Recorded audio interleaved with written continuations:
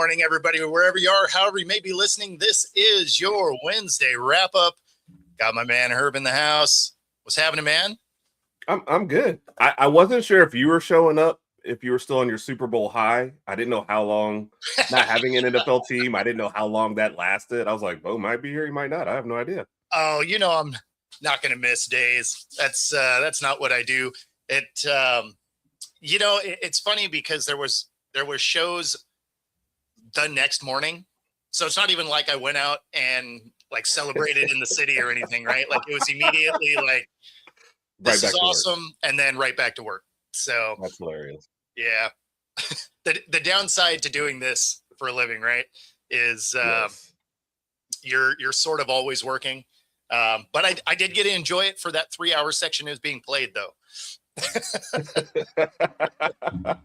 Well, at least you got something from, man. And congrats, belated congrats again. I appreciate it. And I guess we might as well kick it off with some coaching hires that finally happened now that that is done.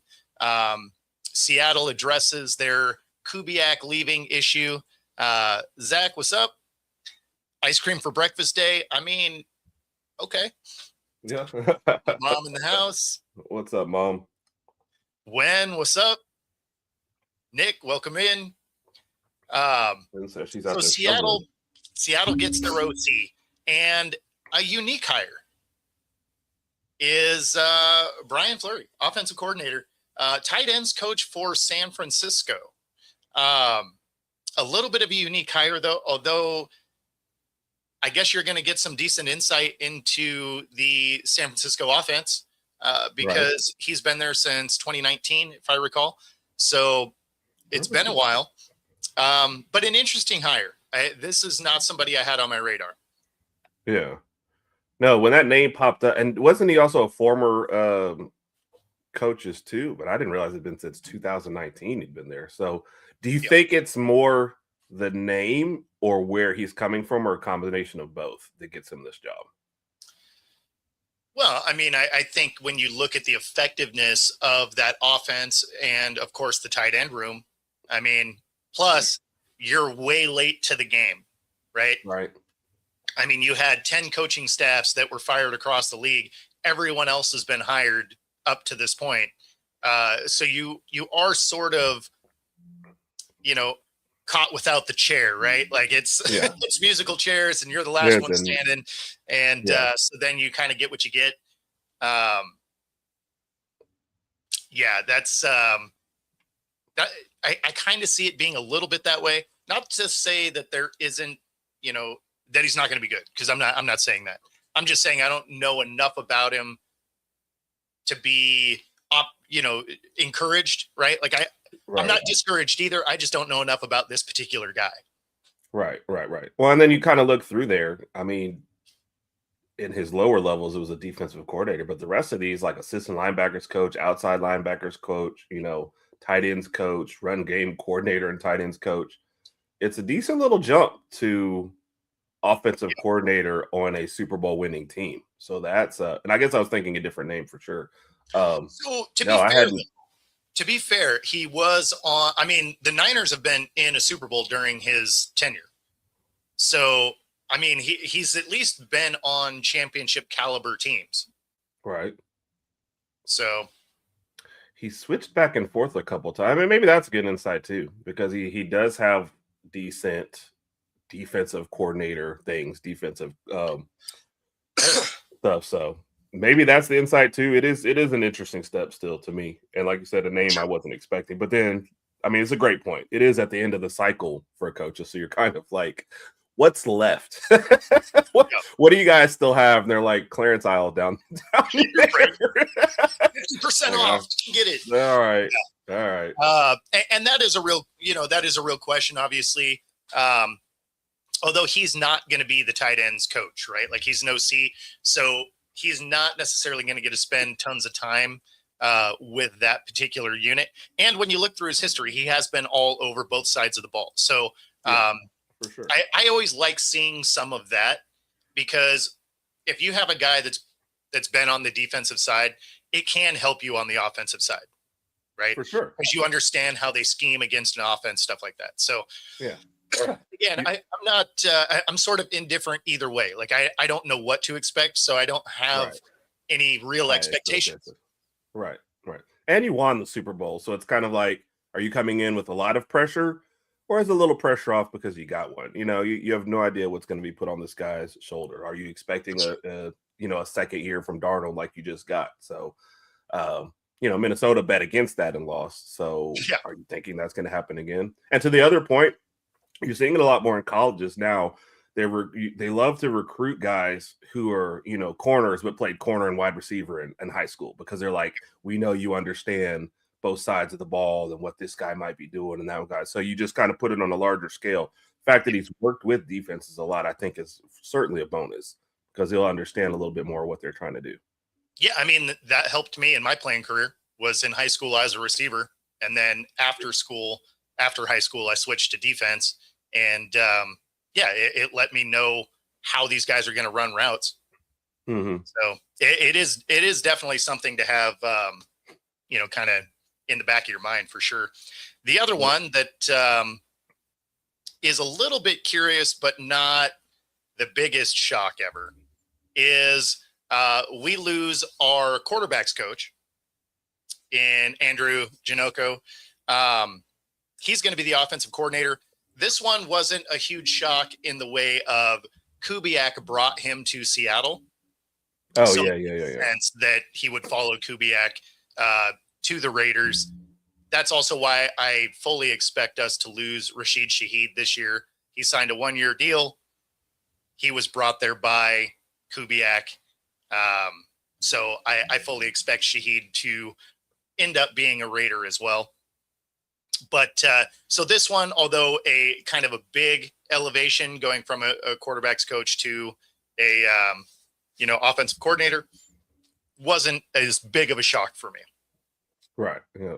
And then you also kind of look, and it's been, quarterbacks coach since 2021, but Vikings, Bears, Saints, Seahawks, Raiders. It's like almost every year he's been a quarterbacks coach at a different team. So interesting jump. But like you said, if your coach is bringing you along, and then there's a level of rapport there already and a level of patience. You're getting to come in and you're going to pick your quarterback, even though we all feel like we know who that is. Yeah. It still is. You're starting your regime here with handpicking your quarterback and getting started that way. So I don't think there's a better situation for him, for sure. Well, and you also have the fact that Kubiak is probably going to be the guy calling the plays. Mm-hmm. So this type of offensive coordinator probably makes sense, because you're not getting an offensive coordinator that has his own ideas as far as what he wants to do. He's going to be following Kubiak's lead. And so the way this one is laid out makes a lot of sense. But if you were asking me before this and you threw this name out, I'd be like, yeah, I don't see that. I don't see him getting a job as an OC. But because the dominoes kind of fell in place here, it does. This one makes sense. Yeah, no, for sure. And then, like, of course, said, your brother. No big surprise. Yeah, your brother. Also, not a big surprise. Yeah, Tyreek Hill released. Yep. No It's shock. funny. We're in a group chat, and the Falcons fan in there was like, "Oh man, you guys released him," and everyone else in the chat was like, "Yeah, we knew this was coming." 2 Dolphins fans in there, Raj and JT, you might see sometimes, were like, "Yeah, we knew this was happening." Like, nobody shocked. He was like, "Oh yeah, like no." Yeah, I mean, it was inevitable. This was, it's time. Before We'll be more shocked when they make their final decision on Tua than anything else that's happening. But the Tyreek one, it was happening. The second, you said it. The second he got on that cart, and I think Tyreek even said it. Basically, wasn't this? If you read lips, he was going, "That was my last game for Miami." right. When he was on the cart. So I read lips. Yeah. I mean, and it's funny because he, you knew he was getting released even if he didn't get hurt. Because before the season even started, he's like, I got to do what's best for me. I'm out, bro. Like, he had so many just horrible sound bites going into the season. Yeah. And then, he's like, oh, no, I want to be here. It's like, yeah, you just spent the last 3 months telling us how you don't. So, and then for him to get hurt, and he was the happiest looking hurt guy I've ever seen in my life. Yes. Yeah, That you was you it. knew he was leaving. Yeah. It's one thing, like take AJ Brown. Everybody's frustrated, with him, but they won a Super Bowl. So you get a little bit more leniency. Yeah. You guys weren't even sniffing it, not even a playoff win. You can't put up with a lot and not be winning. So no, Tyreek, Exactly. it was always happening, man. And I'm not even saying it's all his fault, but you're not helping. Not with the antics and the attitude, that's not helping. So Yeah, and Nick, you're not wrong. Like I was surprised that he didn't get traded before the season. I thought for sure with him saying all that nonsense, like if I was the Dolphins GM, I'd have been like, yeah, this guy is going to be a cancer. If we keep him, let's just go ahead and punt. right. They didn't, and then he got hurt. But it's not like he was highly effective, before he got hurt either. So For sure. I don't know. I think I would have tried to move him when I still could have got something for him, as opposed to now where you're releasing him, you get nothing. But they also release Chubb. Yeah, to Yeah. save some millions too as well. Yeah. Exactly. And that's it. Oh, good. No, I'm sorry. I'm cutting across. That's my fault. No, I'm just saying it's basically rebuild time for real. I think when they were trying to figure out if they were holding on to McDaniel, they didn't know what they were doing. They went ahead and got rid of him. They said, "Look, let's just tear it down. Let's like you said, figure out what we're doing with Tua. What's the best way to do this? Move on, save some money, or however we're gonna do it." And it's reboot time. We probably have at least a couple years anyway. With New England on the way up and Buffalo maybe kind of in that, are they up or down? So we got a couple years to figure this out, maybe get back into the division race, but let's just go ahead and do it. And of And course, are we drafting a new quarterback in the next 2 years? yeah. Well, and their coaching situation is interesting too. Like, I don't really know what Miami's doing. I kind of wish your brother was in the chat, because I'd be like, hey, what's happening? Yeah. Nick's a Miami fan too, though. So he might. I don't think from the text that Nick sends me, though, I don't think that he thinks Miami has a real plan either. It's like both of you guys have said. It feels like they're reacting to everything a year or two too late, versus being more proactive. And then the most proactive thing they did to maybe get another, to get some Tua backup was to get another guy that's as injury prone as Tua. Maybe not to the same extent as Tua. When he gets hurt, it's like huge. When Ewers gets hurt, it's like this, but it's still every year it's consistent. Yeah. So I just don't think there was much planning. But they couldn't have thought the current iteration of the team was winning a Super Bowl. So Miami runs their organization like it's the NCAA. They just react to everything as opposed to going in with a plan. Yeah. So, and you had every chance to take a flyer on anybody in this last draft without spending a whole lot. And there's probably not great options, but there were at least decent options. If you were going to sit to a halfway through the year or whatever, there was plenty of guys in there you could have taken a flyer on to see. And I feel like they took one of the worst choices for them. So, well, and then at the same time, they went and got Zach Wilson. I mean, you probably should have at least tried to see what you had in him too. Right. Because, I mean, he was following that same path that Geno and Darnold did, get drafted by the Jets and be bad, go to a couple other spots, then, end up at that third or fourth spot and you might be good. But they never wanted to find out. As bad as the team played, they should have at least threw him out there a few times, be like, hey, can you move an NFL offense? All right. Especially in a lost season. Do whatever you want at that point. Exactly. So, yeah. I don't get it. And I don't think they get it either. I think that's the point. Sadly, I think you're right. Oh, man. So we got, just a quick recap. The Daytona 500 ends in wild fashion. NASCAR talked about trying to change some of it back to the way it used to be when the ratings were really good. They've made it more gimmicky over the years. They turned it into a stage race, and the chase is kind of a weird thing because you only have to be good for one race during the season, and then there's the final you know, 8 races that you have to be good on those tracks. If you want to win a championship, you have to be good on the final 8. And as opposed to just being the most consistent team all year. So they were trying to revert back to some of these things. They've missed that projection by a mile. That being said, it was a wild finish to this Daytona 500. There were 3 wrecks on the final lap. They didn't drop the yellow any point through it. They end up losing 20 cars in one of the wrecks. I mean, it was definitely one of those races that if you didn't wreck, you had a shot. Yes. There's a combination of being lucky and being good when it comes down to this, like especially when your leader leads 1 lap and that's the final lap, or your winner, excuse me. Yes. They're like, which lap do you want? I'll just wait till then. I'm good. You just gonna hang back? Yeah, I'm just gonna hang back. Raj, I ain't gonna lie, I was worried. I was about to pick up the phone and start calling in the middle of the show. So, I mean, we already had to talk about Miami. We're just like, he's not showing up. Or maybe that's why you're late. You tune in for a second, you're like, nah, I ain't going to that. No, I don't need this. I'm good. Nobody wants that negativity first thing. Ross, I'm not ready to think about the Dolphins.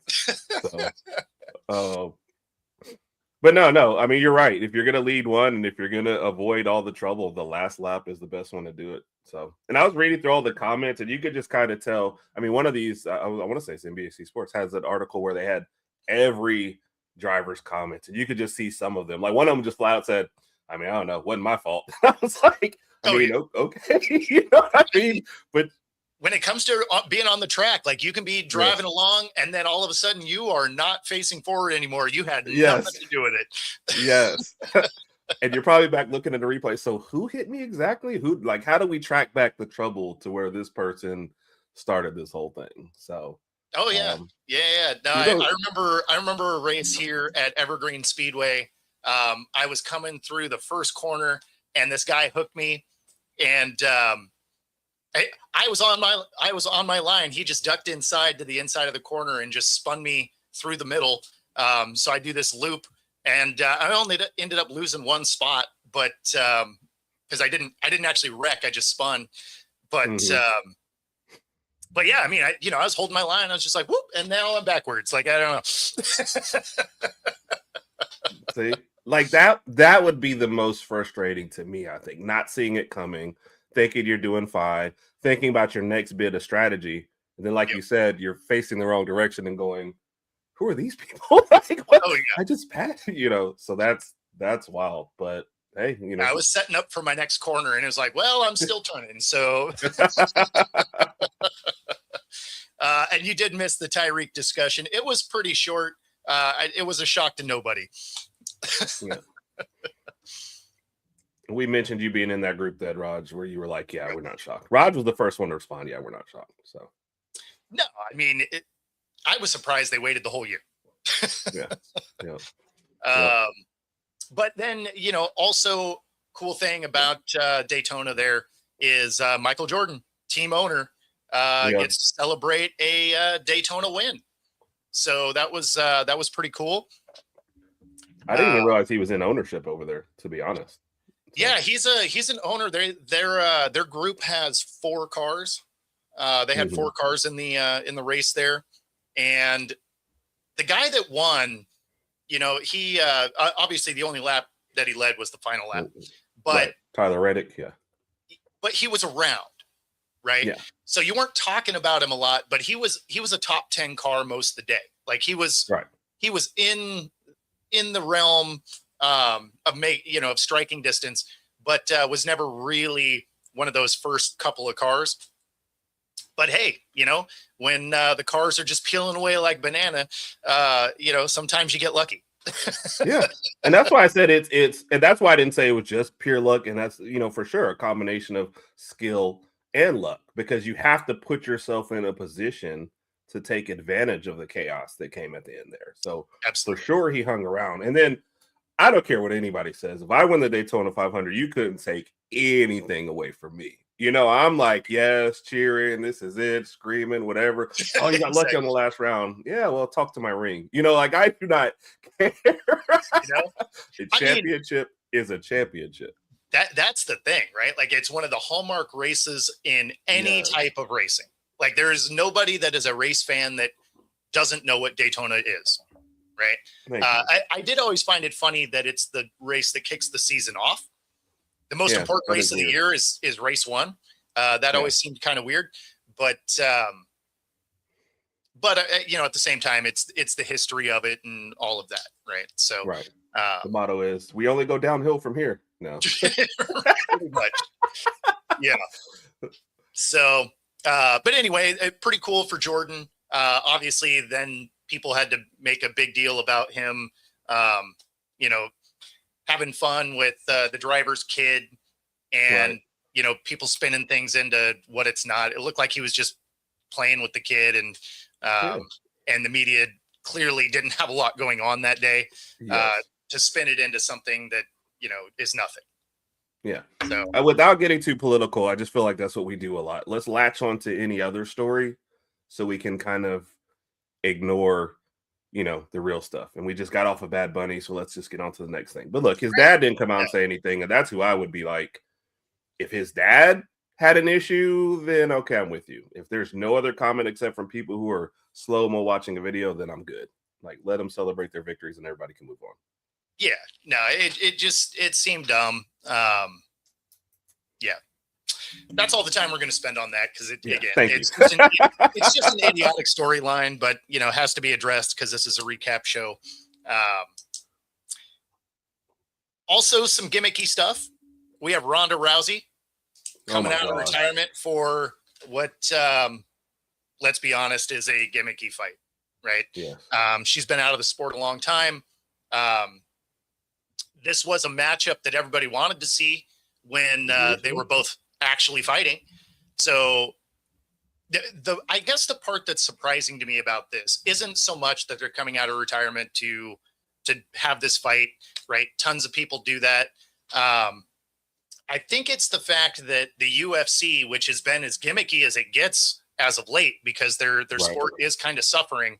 I mean, they got the White House fight coming and like they're doing gimmicky stuff. And for some reason they didn't take on this project.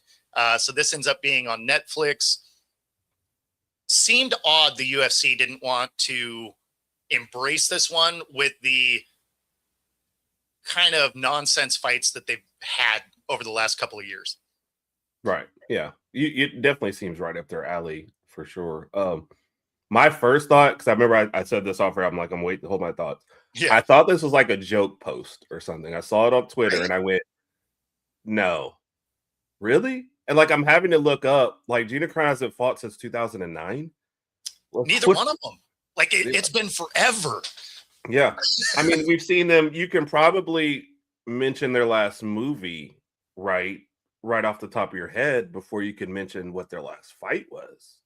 That's how long it's been. Ronda Rousey went to WWE for a little bit, and Gina Carano, before she got fired from the Mandalorian stuff. But other than that, like, I'm having to look up what you have done since then to keep in any kind of shape. And like, look, people are going to tune in. They know what they're doing. Like you said, it's gimmicking. But as far as expecting a great fight, no, probably not. There'll be a lot of promos for this. A lot of be a lead up. We'll put them both on there a lot. Both charismatic people and both, huge stars in their time. But this is like a decade too late for this fight. They were trying to do this back in 2014. That is the issue, right? This is so late to the game. Like, if they were both in their prime, everybody's watching this fight. And you're going to watch it anyway, right? Because it's on Netflix. Most people have Netflix. So, I mean, it's not like it's a pay-per-view thing. But at the same time, you're expecting a bad fight. The only real winners in this is all your prelims. All your prelim fighters are going to get as much screen time as possible because people are going to tune into this. Yes. But then the fight's going to happen. You're going to be like, I probably didn't need to see this. Yes. And this is like the very definition of a cash grab. Because what are you expecting from either one of them, at this point? And that's like, no disrespect to them. We would have said the same thing, cross any lines if it was two aging guys out there fighting. We don't care. This just seems odd. I don't even know what Ronda Rousey's been doing forever, since the WWE stuff. So how they even thought of her name, but it was the pitch actually, hey, remember back in 2014 where we tried to get this fight? Now's the perfect time. And she was like, okay, great. I don't know. But No, you hit it on the head. I'm going to watch this because I already have Netflix. I don't have to jump through any extra hoops. Like, it won't be prime viewing. There's a basketball game on or something else on. I'll watch my other stuff and it'll be over there until that comes up. But I'm going to watch this fight. See, so they got me already. And I'll definitely watch this. I forget which, it's the 14th, right? April 14th. It's something like that. I'd have to look it up again. I forget the date exactly, but yeah. Oh no. Sorry, May 16th. May 16th. Oh, so never mind. You're even further out. So yeah, so you're further either out. NBA playoffs or nothing, huh? Well, so the good thing about it is there's some weird backstory to it. Is one of the first kind of pseudo dates that I had with my wife was going to a sports bar and watching a Ronda Rousey fight. So I think it would be kind of fun to, maybe watch this one at that sports bar, just because it would be, some nostalgia there. They got you, Bo. They got you. Huh? Hey, wait. Breaking news. Did they pick this date because of you, Bo? Be honest. 100%. The date doesn't coincide with anything, but true. The date doesn't, but yeah, the event does. Yes, yep. Yeah. So it, I don't know, like for nostalgia reasons, I think it'll be kind of fun. Yeah. Like need some cash. Yeah. Rewatching every second of this fight. I mean, it's probably not going to last that long. That's what I was going to say. I don't think we're getting, like, every second might be it. I could see both ladies gassed after, a minute and a half. That's an intense sport for sure. Very physical, very quickly, but like I would know. I mean, look at this physique, but I can't imagine not, like I said, Corona hasn't done anything since 2009. The shape that you keep in by not doing it is just not the same as the shape you're in when you're actually competitive. For sure. I'm sorry. Honestly, getting gassed probably favors Rousey though, because her best thing was arm bars and grappling. Mm-hmm. Right? Like if she was standing up in boxing, that's how she lost, right? She got some kickboxing to the face that didn't work out so well. Ooh, yeah. But, if this ends up being they're tired and grappling, then Rousey probably does have the edge there. I guess Rousey was last in 2016. Yeah. We're still a decade ago. Yes. I mean, this is, and like I said, I never fault the ladies. Who was the exec sitting somewhere that thought of these two names and said, let's throw this fight together?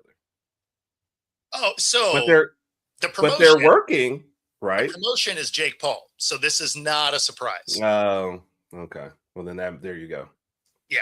This seemed like that just like makes everything clear. Oh, Jake Paul's put in. Hey, that's why I was holding it till the end, because I figured you'd have a lot of questions and then I could just drop one name and be like, Yes, cleared up all the questions. The epiphany. Second question? No, I'm good.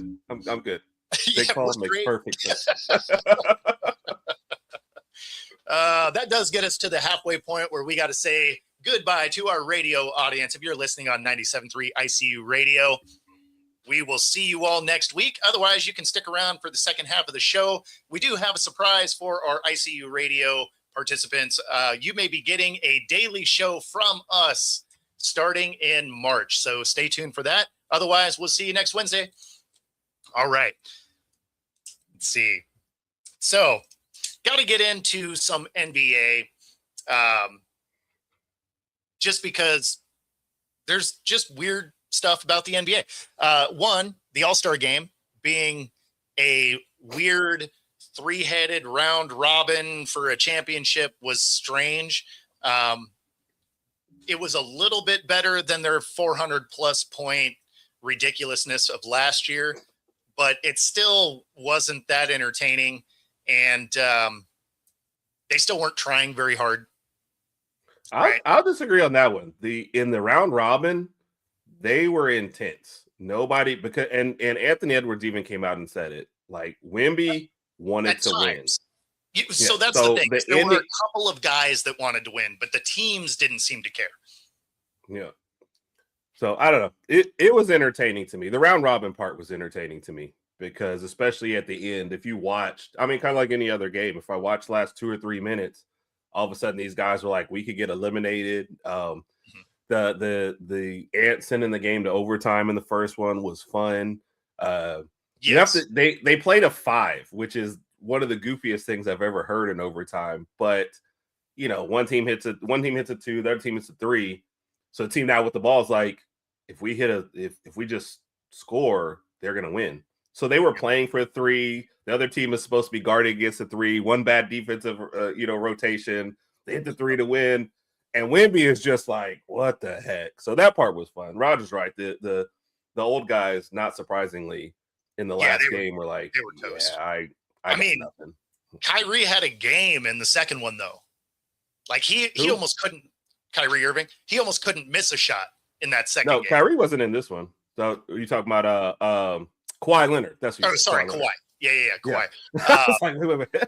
No, Kawhi is what I meant. He almost couldn't miss a shot in that second game. Yes. I mean, he was nailing. I think he had 3/4 of the points of that team. Yes, because he was 31 and they had like 48, some crap like that. So no, exactly right. Yeah. But and then you come to the championship game and he couldn't buy a bucket. It was so bad. It was so bad. So you are right on the part that like there were still nobody's out there to get hurt, but I think what it took was maybe 1 or 2 guys from each team to put in more effort than anything else that they had done. So still loads better than the regular All-Star game, which is setting a low bar. But can they continue this? I don't know. And that's why I say, it still wasn't great, but it was better than that 400 point, horrible thing to watch a year ago. KD did get asked about the lack of complete team effort, though.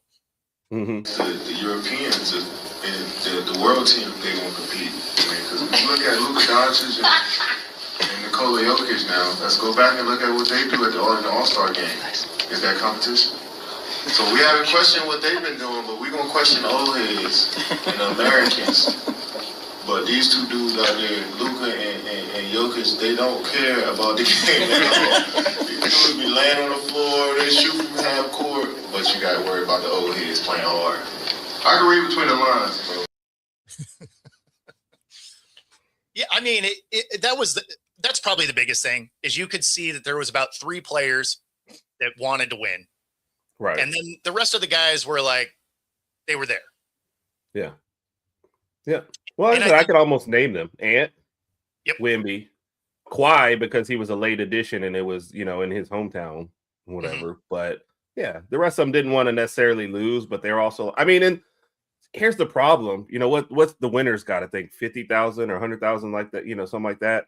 Most of your guys in there are in the max range. So if I'm making 50 million and the difference between 50,000, for loss, 100 for a win, I'm possibly sprained ankle, I missed the season. I'm like, I'm good, and especially the old heads, they're like, look, I don't give that much effort anymore for a regular game. I certainly can't muster it up for a weekend where I could be off. So I do still think it was better. And All-Star weekend kind of as a whole was a little bit of a disaster. And especially with the time changes that most of us didn't even realize had happened.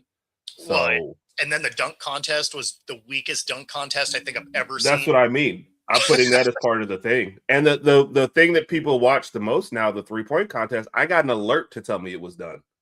So I was like, oh, what happened to Saturday night? Yep.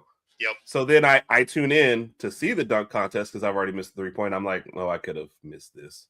Don't know who these guys are. These dunks are terrible. So the opening one was literally just a dunk, like that you'd see in any game. It was just like run up and like ding, and you're like, okay, I guess, cool. Yeah. Rod, same thing. A guy who's out for the season won the 3-point contest. That had to be one of the weirdest things.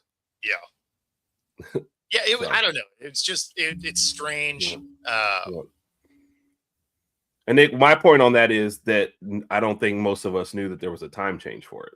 We're used to Saturday night stuff. So I was expecting we would be like checking it out during our show.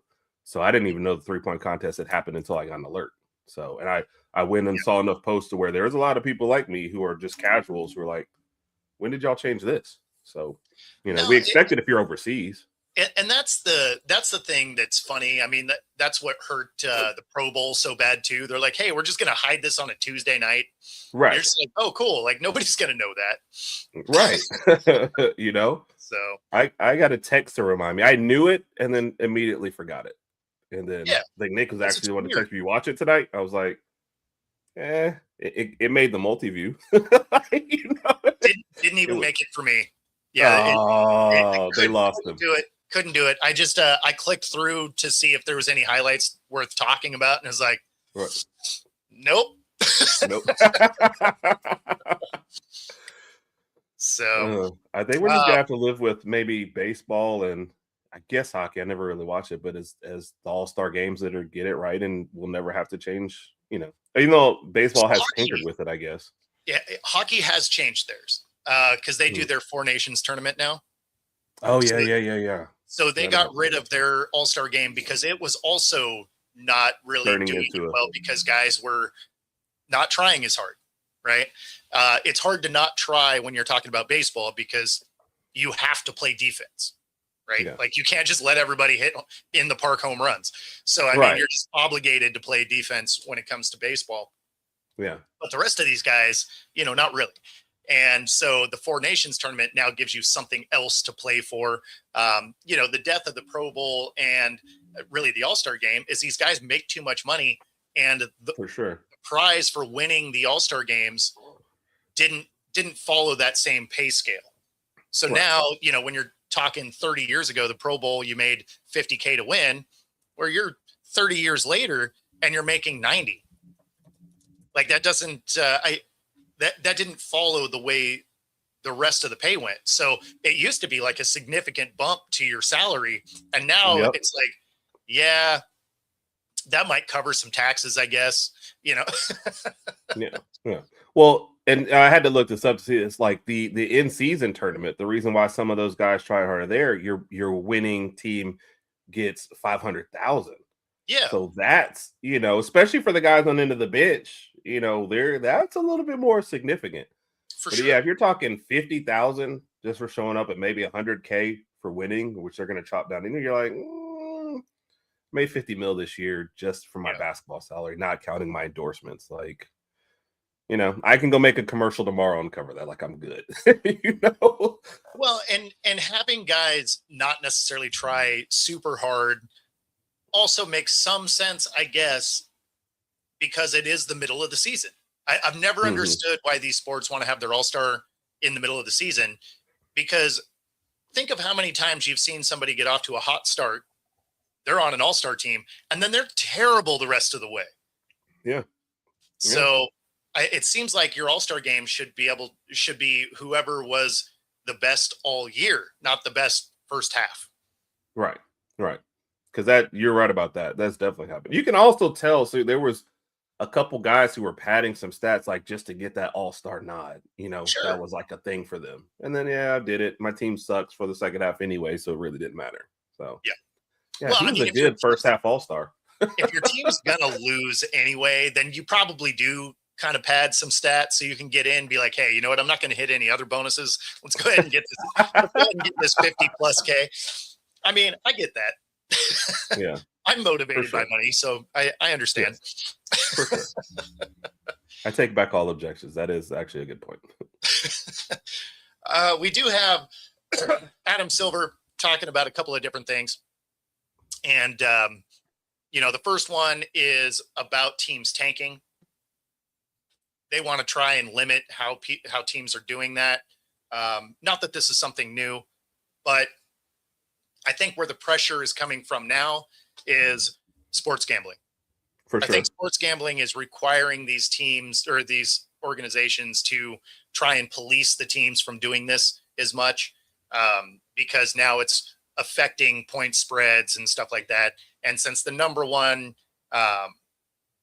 sponsors of all these leagues are DraftKings and BetMGM and all these sports books, that it's not to benefit the fans who have to watch that garbage. It is 100%. It's like, oh, well, this is affecting our main sponsor, so we should probably talk about it.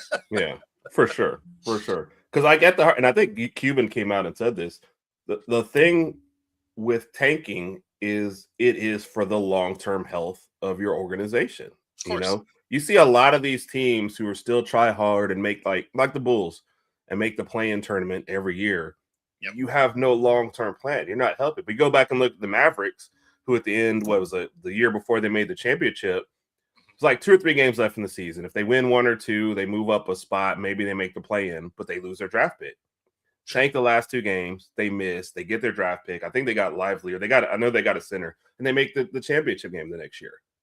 So it's like, I get what they're trying to say, and yeah, does it suck for the fans? But if you're a fan of that organization, and I told you, hey, we can either have a lottery pick or be the 10 seed and get knocked out first game in the playoffs, your long-term health goes with the tanking. So do you want us to be crappy right now and have 1 extra game, or do you want us to maybe be better in the future? So why, and if I'm an organization and I'm like, I can get a top 5 draft pick and pay $100,000 in fines, I'm paying the $100,000 in fines. I don't care. No question. No question. I mean, what I mean?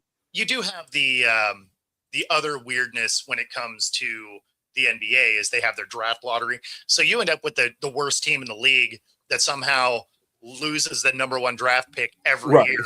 Right? It's just like, you are the worst. You would really benefit from having the number 1 pick, and instead they're like, oh, the Spurs got it again. It's like, yes. If you're a conspiracy theorist, you got some questions, right? And there you do. The rest of us, we're all like, well, I mean, you're kind of not wrong. Like, yeah, no. Are those so every time a generational talent comes around, the Spurs are bad that 1 year. They're like, yeah, okay. You guys are only going to be bad 1 year. We'll give it to you. So they weren't even bad enough to be like a legitimate first pick overall. Oh yeah, for sure. They're like 8th or 10th, and they're like, oh, but you won, and you're like, what? Like, yes. This other team's been the worst team for 5 straight years, and the best you can do is the 5th pick. Like, what are we doing? Yeah. You know what it is, though? Sometimes that team that was the worst and kept getting all those high picks kept squandering them. So we're like, we're giving somebody else a chance. You've had 3 top 5 picks and been bad still.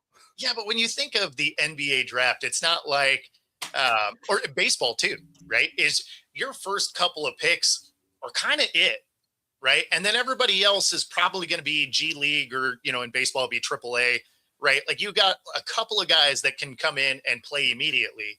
And then everybody else is a project. It's not like the NFL where, you got 3 rounds of guys that are probably going to start. Right. Yeah. So it's like, let me get the first pick right, the 3rd pick right, and the 15th pick. It's exactly. You've had several guys come out of that mid, but the rest of them, well, and I think there's less development going on these days. You have, and they made the rule you got to go 1 year to college, but half those guys are, they're getting recruited somewhere. They're going that 1 year. They're jumping straight to the NBA. And we've said this all across pro sports. Pro sports are not developing rookies. They're getting them and hoping that they're more ready than they are at times. But what does every rookie tell you going to the bigger league? The game speeds up a lot more. The guy that was a scrub on the bench is gone. Now, the scrub on the end of an NBA bench was still an All-American in college. You know what I mean? Yeah, he's super slow, but he will body the crap out of you if you haven't put on any weight. You know what I mean? Yep. The next thing you know, you're in the front row and he's dunking and jogging back. So, yeah, it's changed. It's changed a lot. Well, I just don't think guys are as ready for the NBA as they used to be. No, well, I mean, college has become pro sports. So you're not rewarded by developing talent anymore either. Right. As soon as you have a bad year, because of the way that NIL and everything is, you're like, oh man, we had a downturn, probably getting fired. Yes. Right. Yeah. In fact, this will be a little bit out of order, but K-State did exactly that. Harrison, these dudes do not deserve to wear this uniform. There will be very few of them in it next year. I'm embarrassed for the university. I'm embarrassed for our fans, our student section. You know, it is just ridiculous. We got practice at 6 a.m. tomorrow morning. This was embarrassing. I mean, now you probably don't want to have a rant on national television. Right. At the same time, he wasn't wrong. Yeah. Like there was not inspired play. And now he gets fired. But there's been this sentiment expressed all across college basketball, men's and women's. Yeah. Where it's like for sure. the team had no heart, or they weren't trying, or I mean, there's been a bunch of it this season. And that's really indicative of the fact that everybody can transfer all the time. Everybody's playing for their jobs. Players are just playing for NIL. Like nobody's playing because they love the game anymore. So and you can see it in the effort. Yeah. Players used to love the game, but they also used to love the school that they were at. And now it's purely changed to, hey man, we're halfway through the season. I know we're not winning a title.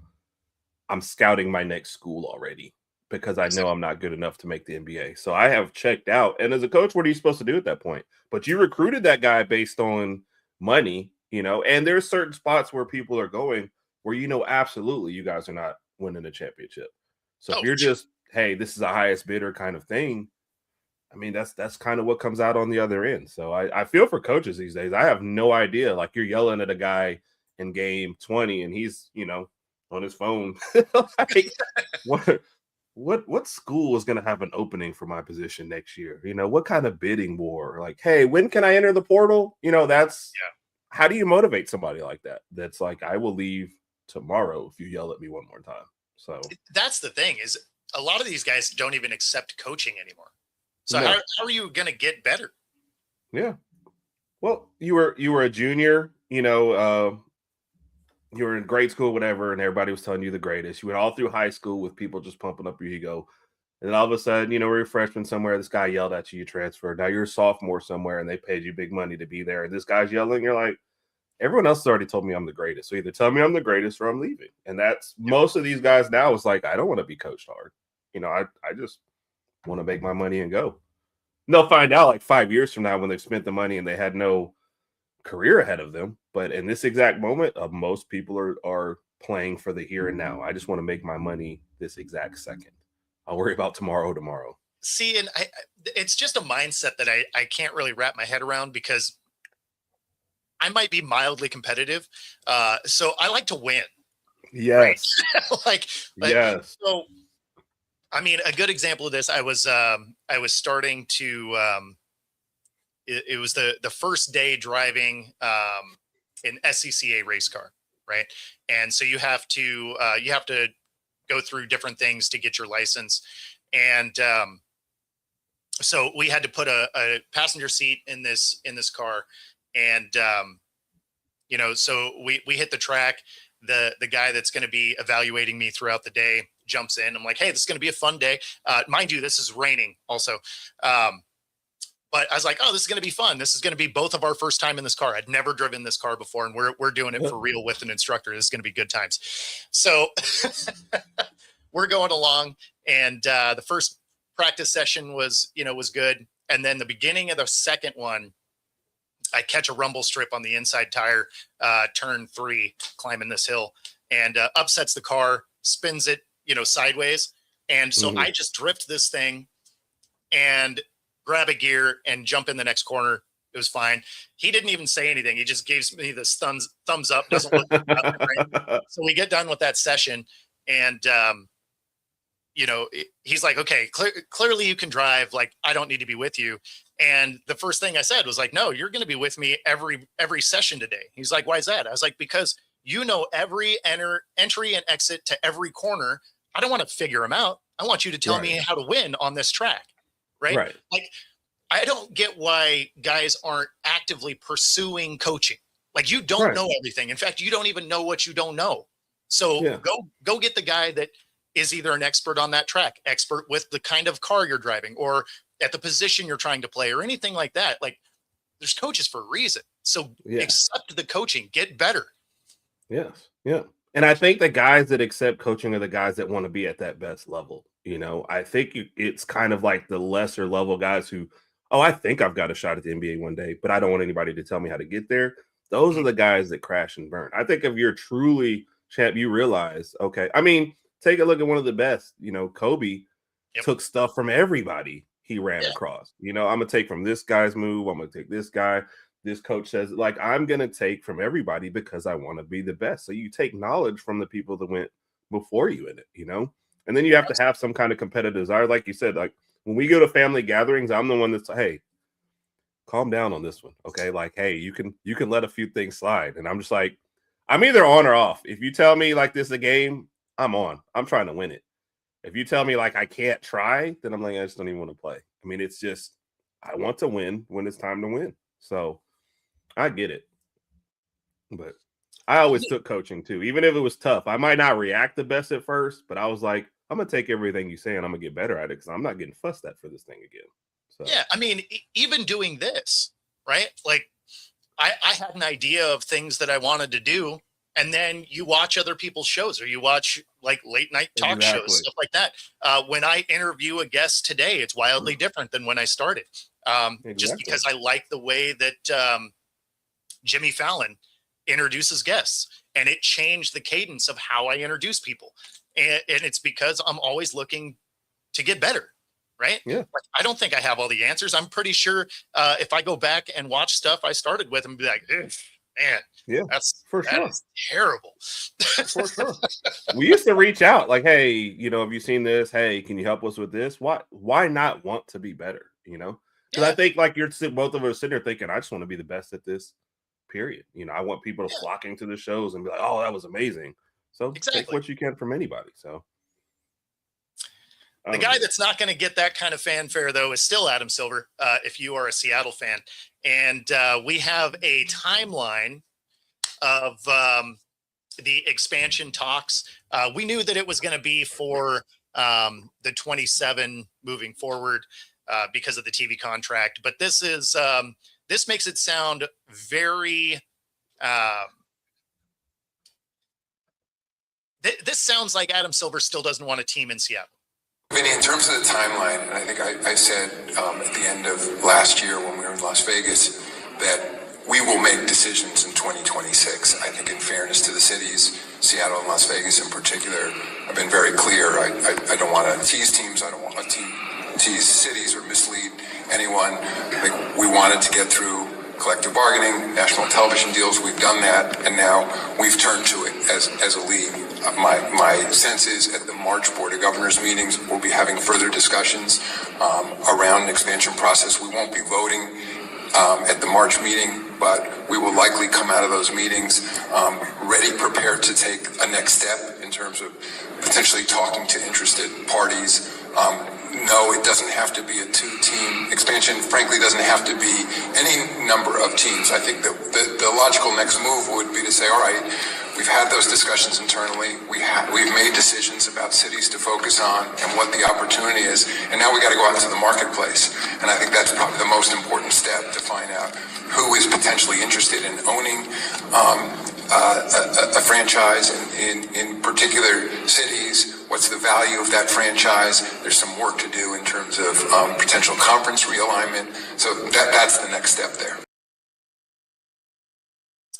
I thought he was filibustering for a minute there. Like, I'm right. Like, are you going to stop at some point? Like, what are you? I mean, that makes it sound like the locations that were kind of thought as front runners might not be. Yeah. Well, I don't see them avoiding Vegas at this point, just because, which is funny to me. Hey, we have gambling issues. We want guys to stop this. There's federal investigations, but let's put a team in Vegas. Never makes any sense. But no, I'm with you. Seattle, I just don't get how Seattle's not the first choice. If you like, first off, I'm against expansion anyway. The product's already getting watered down. You're already having trouble with getting everybody to play, and now we're going to add a couple more teams. So we're going to take a little bit from a couple of good teams and put a team over there. You already don't have enough talent to fill the league now. Yep. And so what are we gonna have one team full of G leaguers that are competing? I don't get that. But if you're going to expand, Seattle has to get a team back. Like I don't even see how this is negotiable. And I agree with you, not just because I'm a Seattle guy, but I mean, it doesn't make sense. The history was here. Like it doesn't make sense not to have them as your expansion. It really honestly hasn't made sense for them to not have a team thus far. But David Stern was not a fan of Seattle, and Adam Silver was his little stooge, right? Like he kind of was right in line with whatever David Stern liked. So it made sense that he was anti-Seattle also. Every time Seattle comes up, you can see he really doesn't want to be the guy that's in power when Seattle gets a team back. Right. So why is that though? What's the deal against Seattle? I have no idea. That is wild. Because we've even rebuilt the stadium that they're supposed to be moving into. If we get a team, like we've done everything we're supposed to do to get a basketball team. It just happens to be that the commissioner, the previous and the current, are just not a fan of Seattle. That is so weird. If you went back in time and I'm watching, Gary Payton and Detlef Schrempf and Sean Kemp, and you told me, hey, one day this team will be in Oklahoma, I'd been like, where? Like, are you joking? And like, it tells me something that, the stadium burns down and that's the closest place to go. I'm lost, And just think of the stories, Vancouver moves to Memphis and nobody ever says Vancouver should get another team. But Seattle, it's been clamoring for years. That was a staple team like in our childhood. I don't understand this, at all.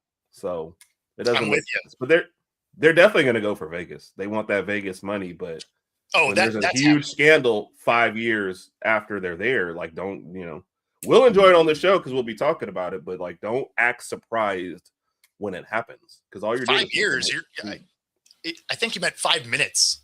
Like you're supposed to be unpacking the truck. Yes. Sticking with basketball for one more second, WNBA still worlds apart when it comes to the CBA agreement. We are arriving quickly on what should be the start of the season. So April 29th is the first home game for the Storm, provided there is a team to put on the floor. It sounds like the numbers from the WNBA have given some concessions. The WNBA itself says it's not enough. It still sounds like they are really far apart as far as getting anything done. And that doesn't say good things as far as having a product to put on the floor. Really, 7 weeks away? So, we're facing a strike there. MLB probably has one in 27. So pretty crazy. That being said, wrap the show up to get out of here on time. We've got to talk a little bit about the Olympics because they are happening. But the funniest storyline is Canada cheating at curling by double tapping the stone.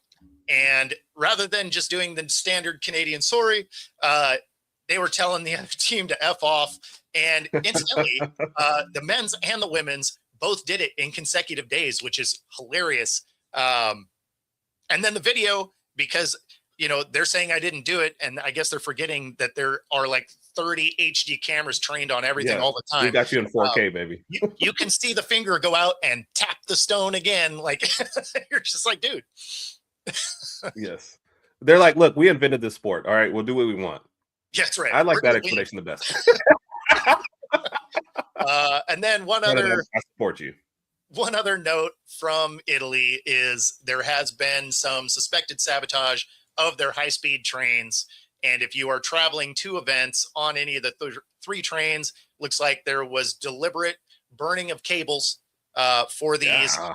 And so basically they put out a statement saying, be aware of your surroundings, exercise caution while traveling, leave extra time, and if something happens, get away from the train. So, which makes me think this is some old-timey 1800s train robbery, which is in some ways hilarious. Yes. We needed an extra story, so that's what they came up with. Absolutely. That being said, that does get us to the top of the show. We appreciate everybody watching, and we will see you all next week. Have a great one, everybody.